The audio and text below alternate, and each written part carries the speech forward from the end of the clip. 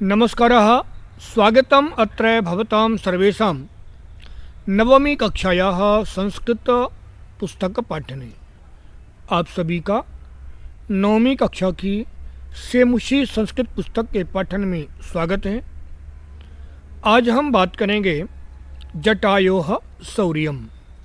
जटायोः शौर्यम अर्थात जटायु का पराक्रम। यह पाठ वाल्मीकि रामायण से लिया हुआ पाठ है।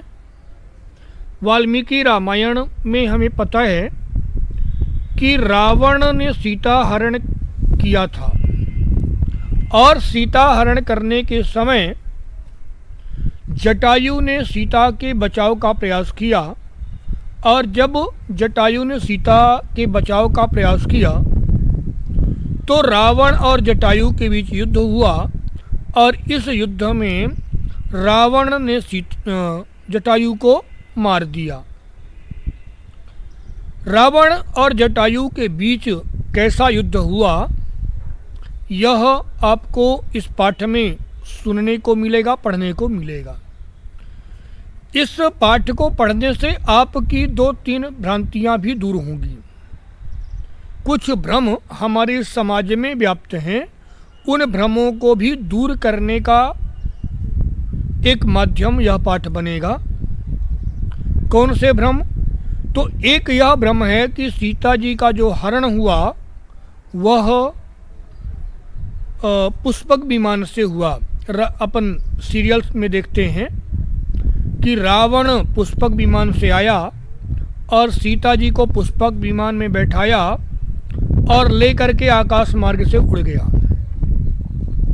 जब आप यह पाठ पढ़ेंगे तो आपको पता चलेगा कि रावण ने सीता का हरण पुष्पक विमान से नहीं किया, बल्कि रावण ने सीता का हरण एक रथ से किया, जिसमें घोड़े जुते हुए थे, उसका सारथी था। और जिस समय रावण सीता का हरण करने गया, वह उसको यह अंदेशा था कि हो सकता है कि मेरी योजना अगर सफल नहीं हुई तो मुझे कहीं बल का प्रयोग करना पड़े, तो इसलिए वह अपने अस्त्र शस्त्र भी लेकर गया था, साथ में कवच भी लिए हुए था। दूसरा एक भ्रम यह भी है कि हमारे राजनीतिकों ने एक भ्रम फैला करके रखा है कि मने एक जाति है आर्य। हम यह मानते हैं कि एक हमारे इतिहासकारों के द्वारा यह बताया जाता है कि आर्य एक जाति है जो किसी दूसरे देश से भारत में आई और यहाँ रहने वाले भारत के मूल निवासी जो अनार्य थे उनके ऊपर शासन करने लगी। जबकि शास्त्र के अनुसार आर्य शब्द का अर्थ होता है श्रेष्ठ। इस पाठ को पढ़ेंगे तो पता चलेगा कि सीता जी ने जटायु को आर्य शब्द से संबोधित किया है। यदि आर्य जाति होती, जैसे आजकल ब्राह्मण, क्षत्रिय अथवा वैश्य, शूद्र जो भी, तो हम किसी जानवर को, किसी पशु को या किसी पक्षी को ब्राह्मण अथवा क्षत्रिय कह करके नहीं बुलाते। यहाँ पर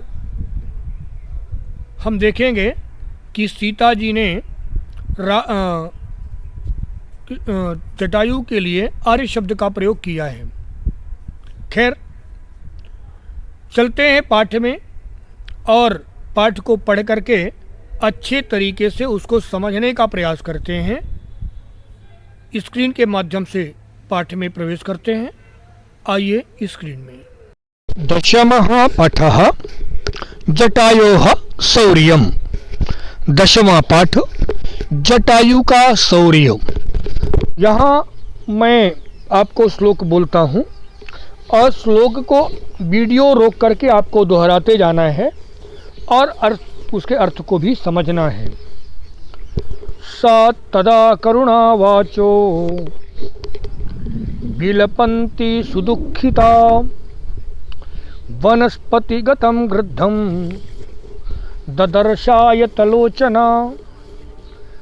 अर्थात स सा तदा करुणावाचः, सा माने वह उस समय, वह कौन, तो यहाँ पर वह सीता है। तो वह सीता उस समय करुणावाचः बिलपंती, करुणा की आवाज में रोते हुए, सुदुखिता, दुख के कारण वह दुखी थी क्योंकि रावण उनका हरण कर रहा था और इसलिए करुणा की आवाज में रो रही थी।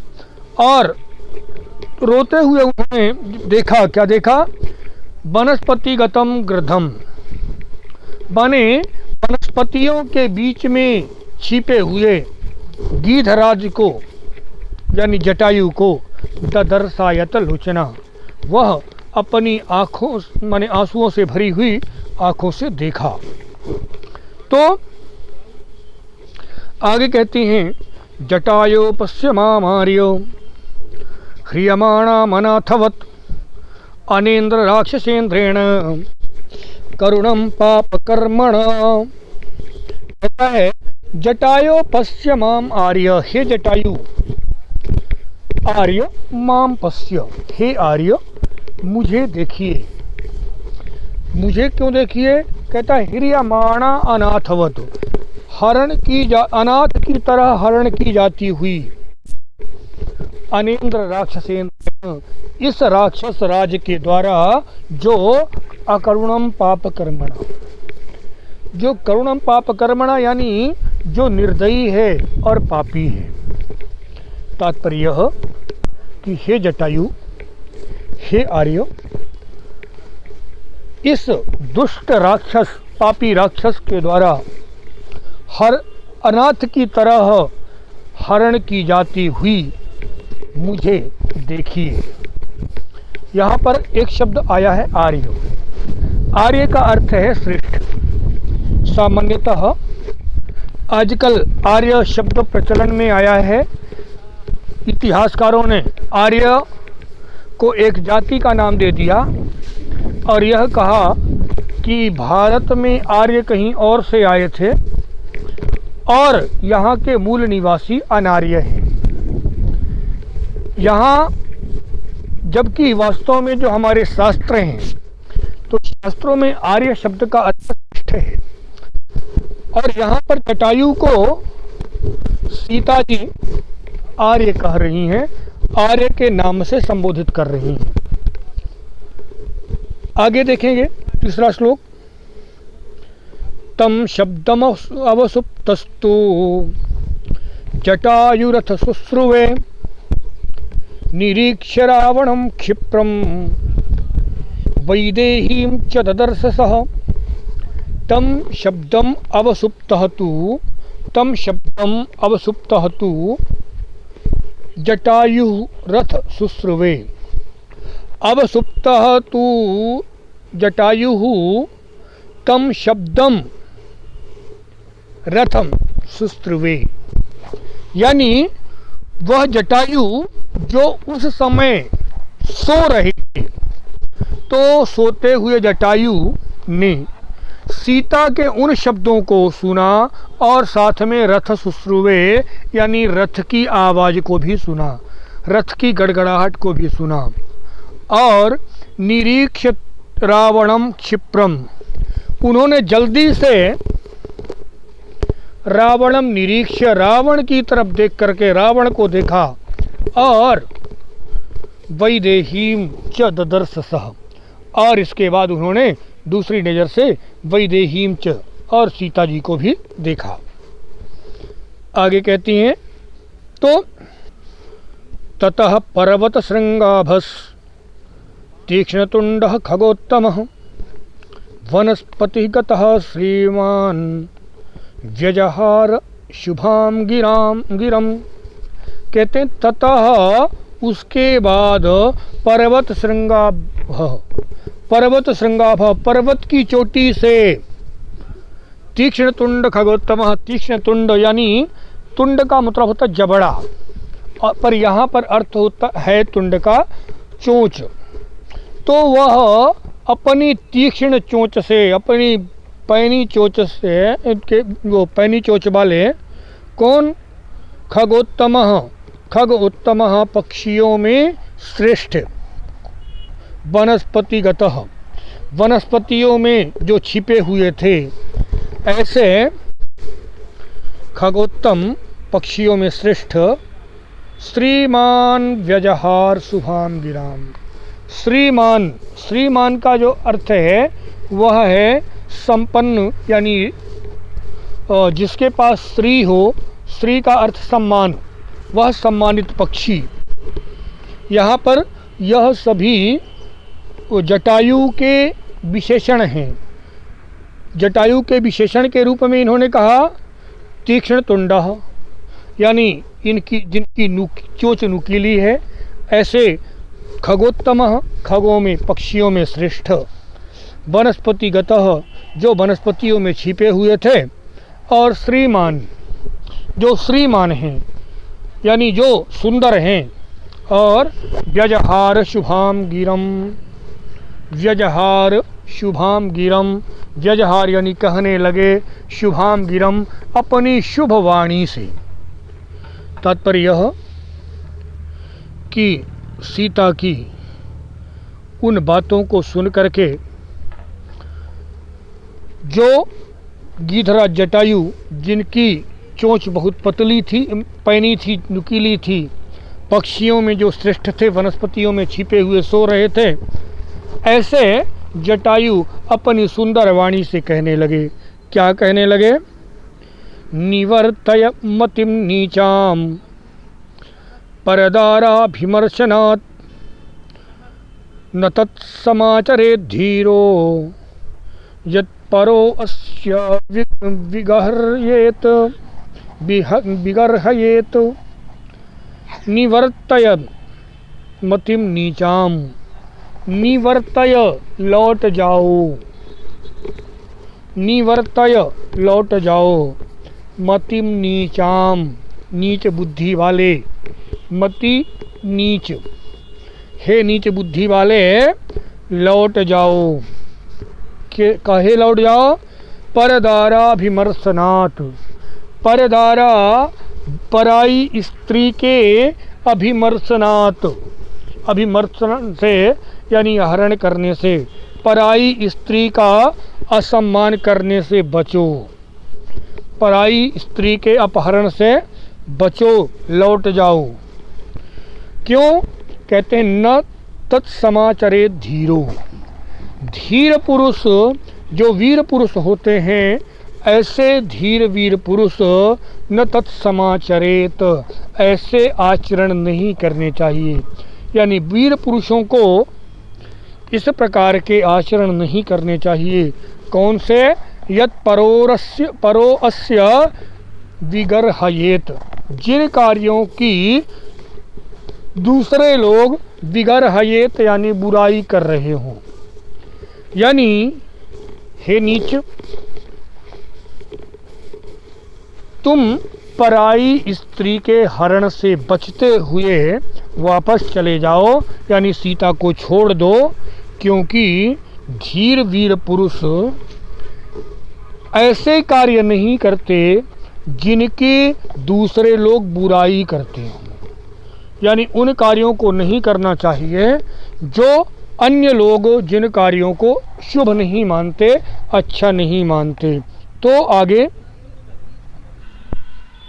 वृद्धोहम त्वं युवा धन्वी सरथः कवचीशरी न चाप्यादाय कुशली वैदेही में गमिष्यसि। कहते हैं वृद्धः अहम, हे मूर्ख रावण, हे रावण, अहम वृद्धः, मैं बूढ़ा हूँ, त्वम, मैं बूढ़ा हूँ, त्वम युवा, तुम नौजवान हो। यद्यपि रावण भी नौजवान नहीं था, लेकिन क्योंकि जटायु और भी बुजुर्ग थे और इसलिए रावण उनकी तुलना में कम आयु का था, अतः उन्होंने कहा कि अहम वृद्धः, मैं वृद्ध हूँ, त्वम युवा, तुम जवान हो। धन्वी, धन्वी यानी तुम धनु वाले हो, धनुष वाले हो, तुम्हारे पास धनुष है।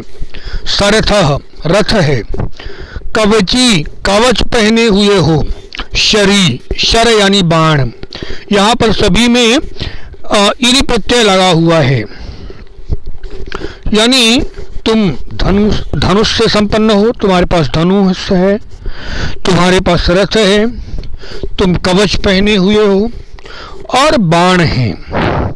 लेकिन न चाप्यादाय कुशली वैदेहीम में गमिष्यसि, यानी इसके बाद भी तुम्हारे पास इतना सब कुछ है, फिर भी तुम वैदेहीम आदाय में कुशली न गमिष्यसि, यानी मेरे होते हुए सीता को लेकर के कुशलता पूर्वक नहीं जा पाओगे, यानी मेरे होते हुए तुम सीता को हरण करके नहीं जा सकते।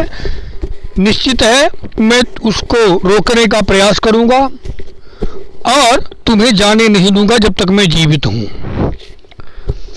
आगे, तस्य तीक्ष्ण नखाभ्याम तो चरणाभ्याम महाबलः चकार बहुधा गात्रे व्रणान पतग सप्तम। कहते हैं तस्य तीक्ष्ण नखाभ्याम, तस्य उसके, तीक्ष्ण यानी नुकीले, तीखे, पैने, एक ही अर्थ है, कोई भी ले सकते हैं। तो उसके नुकीले नखों से, नख यानी नाखून, और चरणाभ्याम उसके दोनों पैरों से, कौन? महाबलः, महाबलवान। महाबलवान कौन? रावण। आगे क्षम्यताम, यहाँ पर महाबलवान यानी गिद्धराज जटायु। चकार बहुधा, चकार बुला करके, चकार यानी उसको संबोधित किया, पहले मना किया रुको, और जब नहीं माना तो बहुधा गात्रे व्रणान, गात्रे बहुधा प्राणान, उसके शरीर में, गात्र यानी शरीर, शरीर में बहुधा बहुत प्रकार से व्रणान यानी घाव कर दिया। व्रण का अर्थ होता है घाव, चोट। तो इस प्रकार से वह पतग सप्तम यानी पक्षियों में श्रेष्ठ, सप्तम जब प्रयोग होता है तो श्रेष्ठता का अर्थ होता है। मुनि सप्तम यानी मुनियों में श्रेष्ठ, पुरुष सप्तम पुरुषों में श्रेष्ठ, यहाँ पर खग सप्तम लिखा है यानी खगों में, पक्षियों में श्रेष्ठ। तो कहते हैं कि वह महाबलवान जटायु जो पक्षियों में श्रेष्ठ हैं, वह अपने तीखे, अपने पैरों के तीखे नुकीले नाखूनों से उस रावण को रोकते हुए बुला करके, और बाद में उसके शरीर में बहुत से घाव कर दिए। आगे कहता है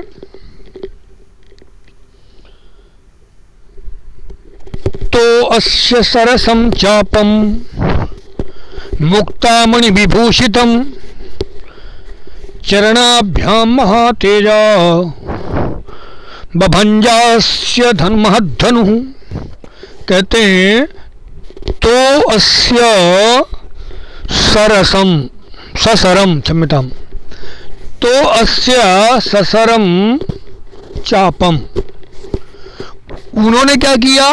अस्य ससरम चापम, उसके धनुष और बाण दोनों को, और मुक्तामणि विभूषितम, जो उसकी धनुष थी, मुक्तामणि विभूषितम, अनेक प्रकार की मणियां जिस धनुष में लगी हुई थी, अनेक प्रकार की मुक्ताएं लगी हुई थी, मोतियां लगी हुई थी।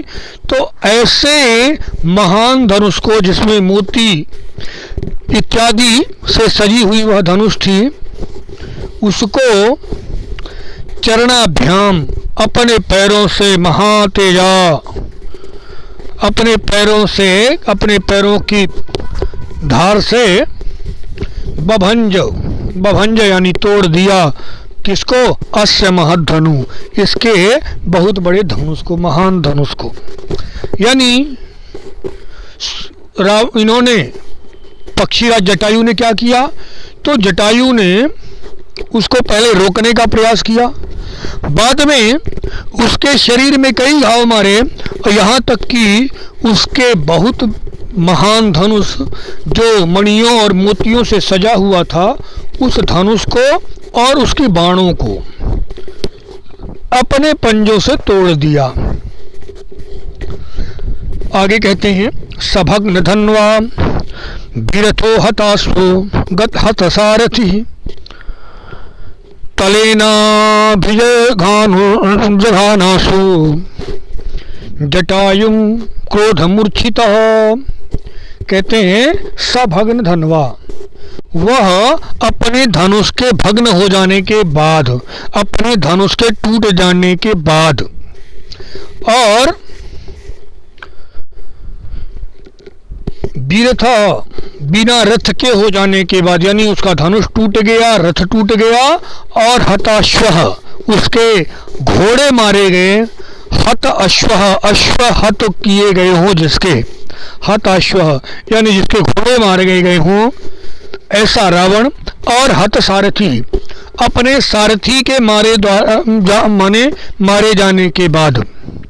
यहाँ इस बात को ध्यान में रखना है कि हम लोग टेलीविज़न में जो रामायण प्रसारित होती है उसमें हम देखते हैं कि सीता का अपहरण रावण ने पुष्पक विमान से किया था, लेकिन वास्तव में वह गलत है। क्या था? तो वह एक रथ था, यद्यपि वह रथ आकाशगामी था, और उस आकाशगामी रथ में घोड़े जुते हुए थे जो स्वयं उड़ सकते थे, आकाशगामी थे घोड़े भी। और इसके बाद जो है तो उसके रथ को सारथी चला रहा था, तो रावण के रथ को, रावण के सारथी को और रावण के घोड़ों को, रथ को तोड़ दिया, घोड़ों को, सारथी को मार दिया और उसके धनुष को भी तोड़ दिया। और जब ऐसा हुआ तो तलेन अभिजगानासु जटायुं क्रोध मूर्छितः, वह रावण जो है तो जटायु को क्रोध मूर्छितः, क्रोध से मूर्छित होकर के तलेन जघान आसु। तलेन, यहाँ पर तलेन का अर्थ खड्ग यानी तलवार से है, तो उसने अपने तलवार से आशु जघान, आशु यानी तुरंत, और जघान यानी मार दिया। किसको? जटायुं, जटायु को।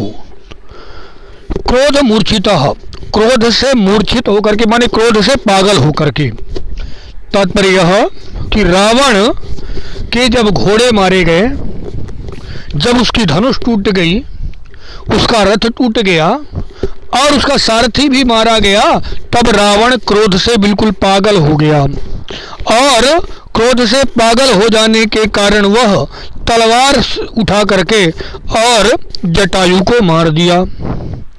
आगे कहते हैं, जटायुस्तमतिक्रम्य तुंडेनास्य खगाधिपः वाम बाहून् दश तदा व्यपाहर अरिंदमः।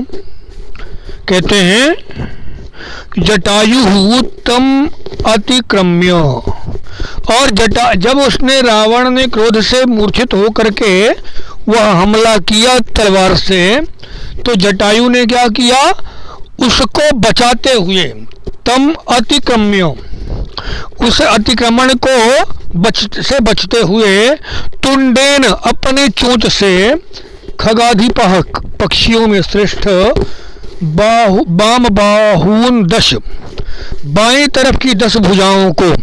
रावण के बारे में तो पता ही है, रावण के 10 सिर थे और 10 सिर के साथ साथ 20 भुजाएं थी।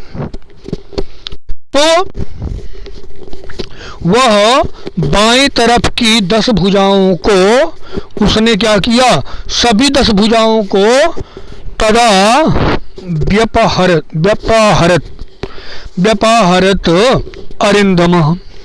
व्यपाहरत यानी सभी भुजाओं को काट दिया। काट दिया मतलब काट के अलग नहीं कर दिया, काट दिया यानी उनको सभी को घायल कर दिया। और घायल करने के बाद जो है ना, व्यपाहरत अरिंदम, अपने शत्रुओं का नाश करने वाला। तात्पर्य यह कि जब रावण क्रोध से पागल होकर के और जटायु पर हमला किया तो वह अपने शत्रुओं का नाश करने वाला जटायु जो पक्षियों में श्रेष्ठ था, वह उस हमले से बचते हुए रावण के बाएं तरफ की 10 भुजाओं को घायल कर दिया अपनी चोंच से। और इसके बाद जो है क्या हुआ, तो यहाँ से आगे के श्लोक पाठ में आपके नहीं है, लेकिन बाद में रावण ने जटायु को मार दिया। और इसके बाद क्योंकि रथ टूट गया था इसलिए वह सीता को कंधे में लाद करके, पीठ में लाद करके और फिर जो है तो उसको लेकर के और आकाश मार्ग से ही आगे लंका तक चला गया। तो इस प्रकार से यह पाठ जो वाल्मीकि रामायण का है, जटायु का पराक्रम, जटायु शौर्य वर्णन, जटायु का पराक्रम, इस पाठ ने हमारी एक जो कहना चाहिए एक जो भ्रम था उस भ्रम को भी दूर किया। वह भ्रम कौन सा था, आर्य शब्द को लेकर के। जिस शब्द को हम यह मानते हैं कि आर्य कोई जाति है, वास्तव में आर्य कोई जाति नहीं है। यह केवल राजनीतियों का एक भ्रम फैलाया हुआ है कि आर्य जाते हैं, जबकि आर्य का अर्थ होता है श्रेष्ठ और अनार्य यानी श्रेष्ठ नहीं। जिनके कार्य श्रेष्ठ हैं वह आर्य, जो चोरी करते हैं, डकैती करते हैं, वह अनार्य। तो इस प्रकार से पाठ पूरा होता है। अब अगले वीडियो में हम अगले पाठ को देखेंगे। तब तक के लिए वदतु संस्कृतम जयतु भारतम।